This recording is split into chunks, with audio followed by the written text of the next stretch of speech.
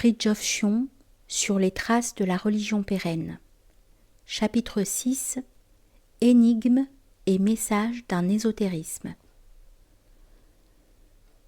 L'ésotérisme islamique présente une énigme du fait que, à première vue, on peut se demander à bon droit quelle est son origine et même quelle est sa nature spécifique. En effet, si l'on admet d'une part que le soufisme est l'ésotérisme, et d'autre part qu'il s'est manifesté dès les débuts de l'islam, on est perplexe devant le phénomène suivant. L'islam est une religion légaliste qui ignore l'ascétisme, tandis que le soufisme, au contraire, est expressément ascétique. La question se pose alors, quel est le rapport logique, organique et historique entre deux traditions apparemment aussi divergentes, bien que de même origine ? Il n'est pas surprenant que la plupart des islamisants occidentaux aient supposé que le soufisme était d'origine chrétienne ou hindoue. L'opinion est totalement fausse, mais elle bénéficie de circonstances atténuantes du fait de la quasi-incompatibilité entre les excentricités théoriques ou pratiques de l'ascétisme soufi et le message de sobre équilibre du légalisme musulman. Bien que l'ascétisme ne coïncide nullement par sa nature même avec l'ésotérisme, on doit dire, dans le cas de l'islam et en tenant compte des intentions profondes, que l'incompatibilité entre le légalisme religieux et l'ascétisme soufi n'est autre au fond que celle qui a opposé partout et toujours la religion commune avec la dimension initiatique. Cette incompatibilité, due à la différence des niveaux et des finalités, va certes de pair avec une compatibilité compensatoire, fondée, elle, sur l'identité du symbolisme traditionnel et des tendances psychologiques et morales. Mais elle n'en est pas moins inévitable du fait qu'il y a entre la forme et l'essence non seulement analogie et continuité, mais aussi opposition et discontinuité. Au point de vue de la religion musulmane, l'ascétisme n'a pas de sens, sauf sous la forme légale qui sagement le canalise et le délimite, soit par les diverses interdictions, alimentaires et sexuelles surtout, soit par le jeûne annuel du Ramadan. Au point de vue du soufisme, par contre, ou bien les pratiques extérieures sont secondaires, c'est la perspective intériorisante de la gnose, laquelle s'affirme du reste rarement. Ou bien elles sont des éléments d'ascèse qu'il est bon de multiplier et d'amplifier, voire d'exagérer, comme le veut le soufisme moyen. Parallèlement à l'ascétisme, il y a l'approfondissement des vertus qu'il est censé opérer et qui en réalité ne dépend pas forcément de lui. Cet approfondissement peut, suivant les niveaux, soit affiner les qualités morales, soit ouvrir le cœur aux lumières immanentes. Non seulement les témoignages historiques, mais aussi la simple nature des choses que nous venons de caractériser sous le rapport dont il s'agit, nous oblige à admettre que le prophète alayhi salatu wassalam a institué deux courants traditionnels relativement différents, à la fois solidaires et divergents, légal, commun et obligatoire l'un et ascétique, particulier et vocationnel l'autre. Une question se pose alors, bien que nous en ayons déjà effleuré la réponse.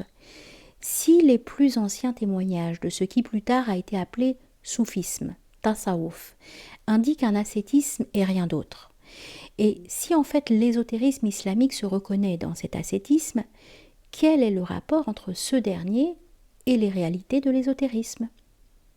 La réponse est simple, dès lors qu'on tient compte du fait que tout ésotérisme comporte une voie purgative. Si les qualités du serviteur, du sujet contingent et imparfait, doivent s'éteindre ou disparaître, fana, pour laisser pénétrer les qualités du Seigneur, du sujet absolu et parfait, l'individu humain doit de toute évidence se soumettre à des disciplines qui favorisent, sinon effectuent, ce processus initiatique et alchimique. Mais cette façon d'envisager les choses exclut sans aucun doute cette perspective du mérite renforcé par un individualisme volontariste et sentimental, qui apparaît si souvent dans ce que nous avons appelé le soufisme moyen, et qui en fait réduit une alchimie purgative à une mystique pénitentielle. L'ésotérisme comporte 3 dimensions inégales qui se combinent à différents degrés suivant les niveaux et les tempéraments, à savoir, premièrement, la dimension ascétique, celle que le soufisme revendique précisément et dans laquelle il semble se reconnaître. Deuxièmement, la dimension invocatoire, laquelle englobe tout ce que le soufisme entend par dhikr, souvenir de Dieu. Et troisièmement, la dimension intellective, laquelle comprend les vérités métaphysiques et exige le discernement, la méditation et la contemplation. Or, l'accentuation abusive de la première dimension entraîne l'affaiblissement de la troisième, et inversement, mais sans qu'il y ait symétrie. Car dans le second cas, la dimension ascétique n'est pas privée de ses qualités, elle est simplement rendue superflue à un certain degré par les résultats concrets de la gnose, comme la perspective de crainte, la makhafa devient forcément plus transparente et plus sereine par les effets de la perspective de connaissance, de ma'rifa. La dimension intermédiaire, que nous pourrions qualifier de sacramentelle à cause de l'usage qu'elle fait de formules sacrées et de noms divins, est pour ainsi dire neutre. En elle, les 2 autres dimensions, périphérique la première et centrale la troisième, se rencontrent et se combinent. La troisième dimension transcende la religion extérieure d'une part par la doctrine, qui se fonde sur les idées d'unité absolue, wahdaniya, ou d'essence, dhat, de surêtre si l'on veut dans le sens de paramatma, puis de voile, hijab, dans le sens de maya, enfin d'union, ittihad, dans le sens de moksha. D'autre part, cette dimension de gnose dépasse la religion commune par sa finalité particulière, celle qui exprime précisément le terme d'ittihad, laquelle transcende la seule quête du salut élémentaire. D'où certaines expressions paradoxales telles que le mépris du paradis, qu'il ne faut pas prendre à la lettre, car l'union suprême n'exclut pas sous tout rapport le paradis des houris, pas plus que chez l'Avatara la nature divine n'exclut la nature humaine. D'une part, on dira avec raison que l'ascétisme et la morale ne sont pas en soi de l'ésotérisme, et on n'aura pas tort de refuser a priori l'équation ascèse égale ésotérisme, faite pratiquement par nombre de soufis. Mais d'autre part, on devra néanmoins accepter le fait qu'en islam, l'ascétisme appartient techniquement et traditionnellement au seul ésotérisme, et que par conséquent, l'équation dont il s'agit a une justification de facto dont on ne peut pas ne pas tenir compte. L'équation apparemment problématique, mais en réalité elliptique, ésotérisme égale ascèse, signifie en substance l'ésotérisme, c'est l'élimination des entraves individuelles qui empêchent ou voilent dans l'âme le rayonnement du divin soi. Les formulations concrètes de l'équation sont par exemple les suivantes. Le soufisme, tasawuf, c'est le jeûne. Le soufisme, c'est le silence. Le soufisme, c'est la solitude. Le soufisme, c'est la pauvreté. Et autres expressions de ce genre. Chacune de ces notions négatives a la signification implicite de l'éloignement d'un obstacle en vue du dévoilement de la réalité une. Cette insistance d'un ésotérisme sur la dimension ascétique, qui n'est pourtant que secondaire et conditionnelle, ne s'expliquerait pas si cet ésotérisme ne s'adressait pas à une grande collectivité et non à une élite restreinte seulement. Car dans ce dernier cas, l'ésotérisme se définirait par son essence, à savoir une doctrine métaphysique intégrale. Et celle-ci n'est spirituellement opérante que pour les pneumatiques, non pour les psychiques. Donc pour une minorité, non pour la majorité. Cette idée d'un ésotérisme s'adressant d'emblée à tous paraîtra fort paradoxale et même hétérodoxe à certains qui ont de l'ésotérisme une idée trop systématique et en fait irréaliste. Mais elle témoigne d'une possibilité qui est dans la nature des choses, c'est-à-dire qu'un ésotérisme vulgarisé tire sa justification d'une certaine efficacité. Au demeurant, nous n'avons même pas le choix. Force nous est de prendre acte du phénomène historique tel qu'il est et d'accepter l'existence d'un ésotérisme qui précisément s'adresse en principe à un grand nombre, sinon littéralement à tous. Certes, Cet ésotérisme élargi contient toujours en quelques secteurs la sapience authentique. Il comporte ses secrets, mais seulement dans son noyau, lub, non dans son écorce, kishr. Il n'est pas lui-même la sapience, mais grâce à son système de degrés d'intériorité, la nature spécifique du pur ésotérisme est sauve, là où elle peut et doit s'affirmer. Comme le prouve d'une part le témoignage de l'histoire et d'autre part le fait de la grande diffusion des confréries, il y a un ésotérisme qui se prêche. Seule la gnose intégrale ne se prêche pas. Le christianisme primitif, qui fut un ésotérisme en vertu de sa perspective d'intériorité au détriment de l'extériorité, d'où son hétérodoxie au point de vue de la loi de Moïse, le christianisme se répandait par la prédication.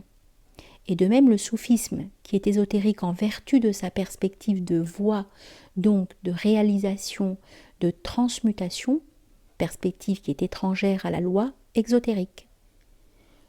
Le soufisme, comme le christianisme, possède ses mystères et partant ses secrets, mais néanmoins, il y a dans les deux cas un message qui s'adresse à beaucoup, sinon à tous.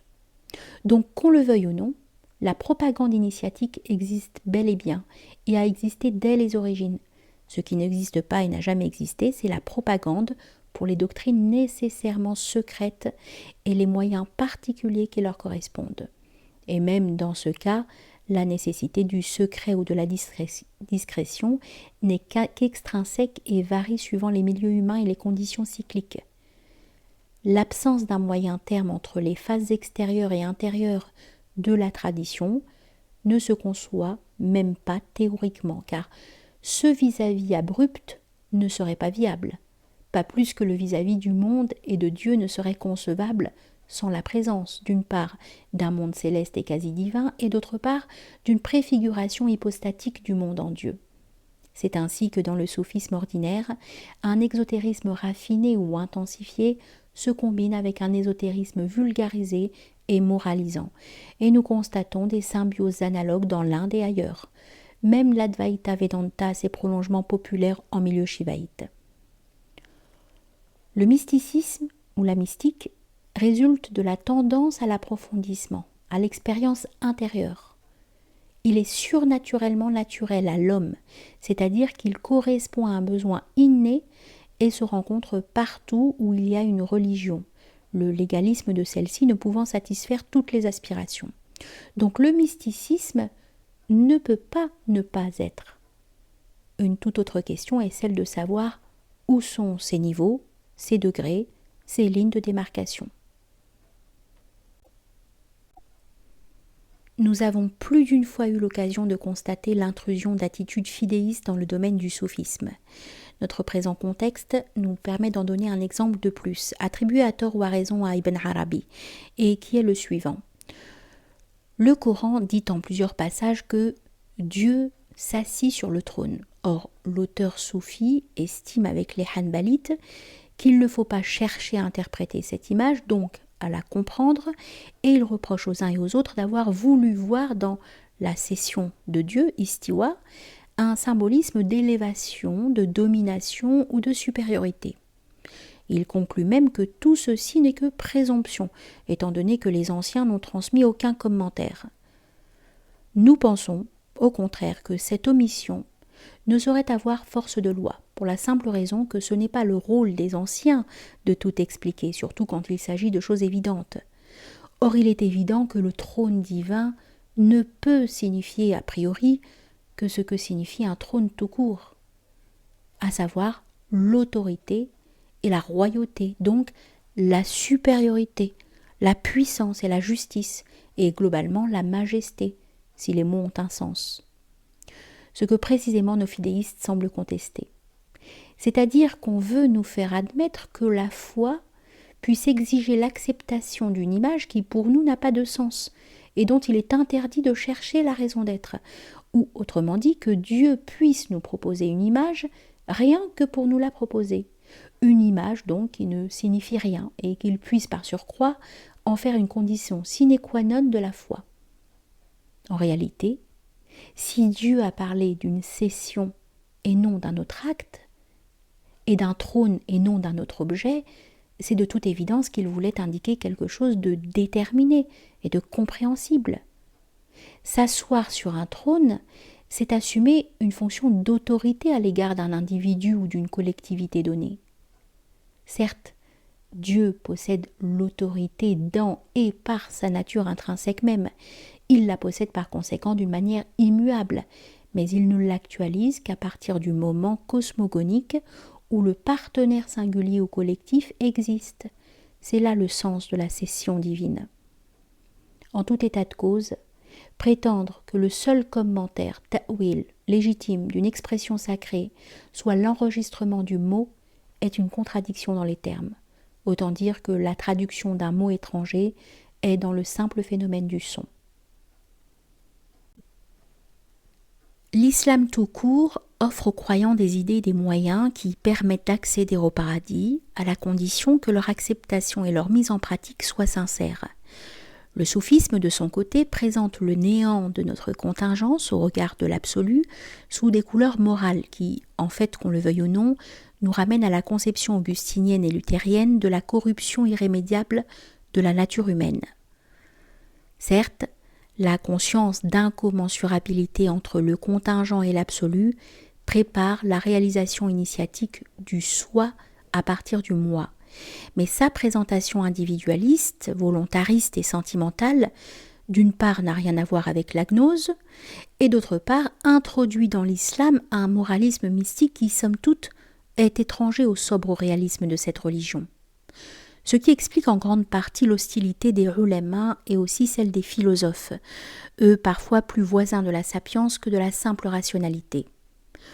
Quoi qu'il en soit, quand des saints regrettent de ne pas être nés oiseaux ou même brins d'herbe, ou qu'ils s'estimeraient heureux de n'avoir à passer que 1000 années dans le feu infernal et autres extravagances de ce genre, on peut toujours penser qu'ils se réfèrent au fond à la conscience d'incommensurabilité dont nous avons fait mention, laquelle est la première condition de l'alchimie unitive.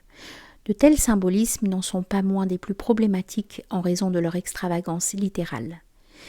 Mais il y a là aussi une compensation. Si l'écart métaphysique entre le créé et l'incréé, ou entre le contingent et l'absolu, a été traduit en termes d'individualisme moral, le pessimisme anthropologique qui en résulte a pu servir en fait de tremplin à une mystique de la miséricorde et de l'espérance, ou de la foi qui sauve, et cela dans l'islam aussi bien que dans le christianisme, et plus loin de nous dans le bouddhisme dévotionnel et invocatoire fondé sur la grâce d'Amitabha. Car la miséricorde ou l'attraction divine ne se met en branle qu'en fonction de la conscience que nous avons de notre néant, que cette conscience soit métaphysique ou morale, ou les deux à la fois.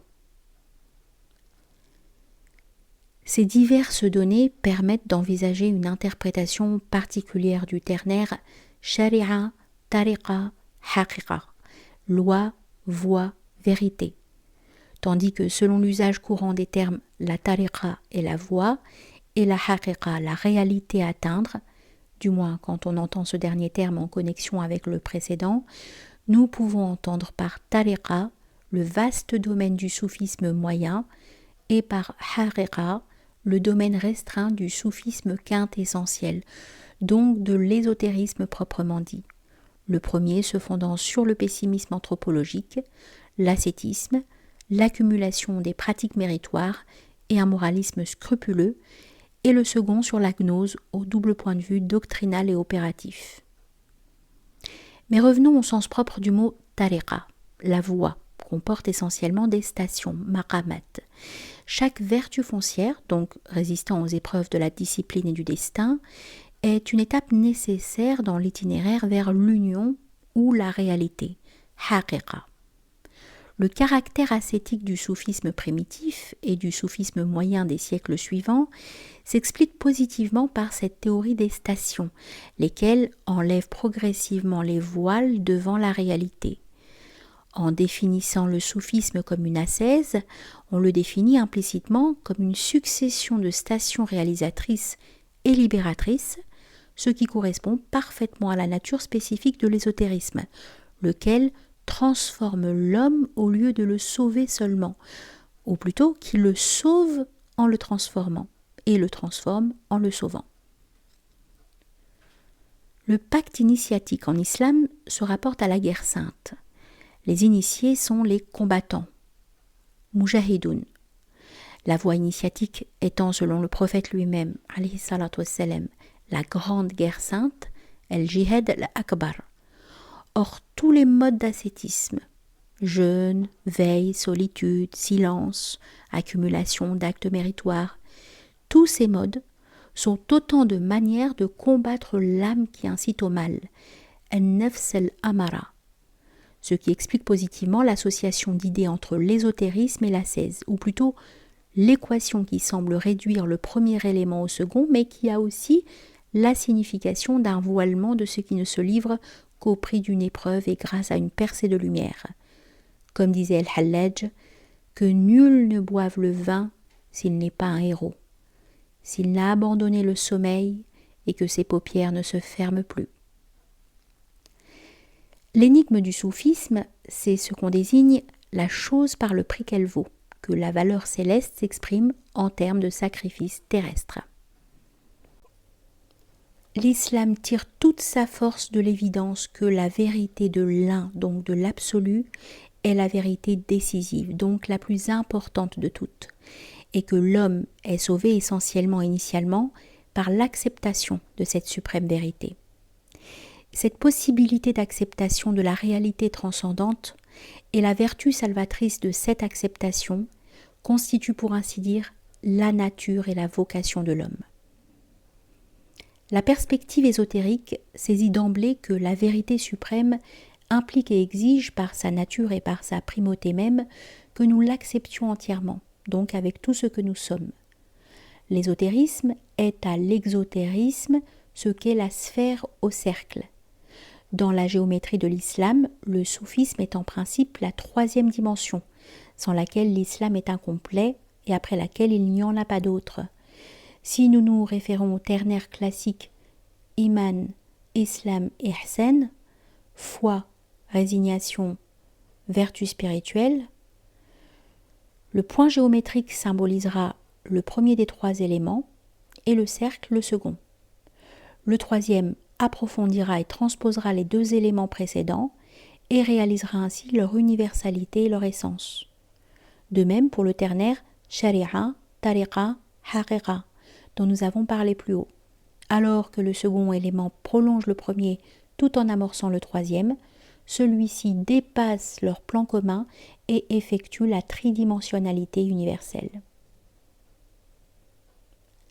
J'atteste qu'il n'y a pas de divinité hormis Dieu seul qui n'a pas d'associé.